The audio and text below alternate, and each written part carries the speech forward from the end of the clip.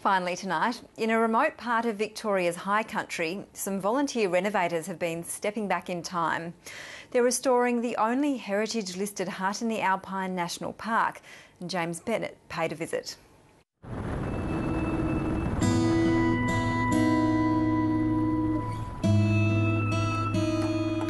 It's nicknamed the Seldom Seen Inn, and it's not hard to see why. Built in a secluded grove of snow gums on the Bogong High Plains in 1889 by William, Arthur and Stuart Wallace, the hut bearing their name is now the oldest in the high country. Inside, many have carved their legacy into its walls. You can see some of the original cattleman families' names, so their sort of history of use of these sites is documented in some of the graffiti. Outside, Mother Nature has left her mark too. What had happened to the hut over the years is the bottom plates of the walls, because it's been built on the ground, and the bottoms of these slabs had rotted away because they were subject to moisture and in contact with the soil.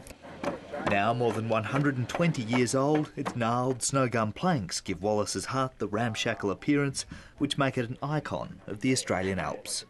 They also present a unique challenge for the dedicated group of volunteers working to preserve it. You're not working with straight planks here, are you? No, and we're not trying to achieve right angles either. We're trying to achieve what three Irish brothers would have built in 1889. Lockie King is a Wangaratta-based builder with a love for the high country.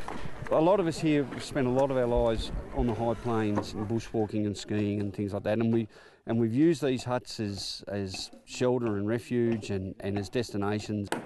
It all started back in 2003, when many huts were damaged or destroyed by the bushfires. After the bushfires, everybody came together and they said, we've got to rebuild this. And of course, within a couple of months, we had probably 50 or 60 people involved. Now, with several years and numerous successful rebuilds under their tool belts, they have the confidence and expertise to take on a greater challenge, the only heritage-listed hut in the Alpine National Park. It's a fragile structure, it's a heritage-listed building. Parks have every right to be nervous in handing it over to a group of volunteers. I'm more than happy to have these bunch of volunteers loose in a national park. After extensive consultation with engineers and a heritage architect, Mount Beauty Ranger Ross Grant was preparing to put the restoration works out to tender, until Lockie King and Ken Birch persuaded him to let them do it for free. Heritage carpenter Jimmy Lindsay takes his work seriously. He's using the same tools and techniques as the Wallace brothers. And then I use this fella here to do some shingles. It doesn't take too long to pick up, actually. There's a few real basics with it. The trick is the selection of your timber. The Wallace family followed the local squatters' custom of taking their cattle up to the mountains for the spring and summer to let the home pastures recover.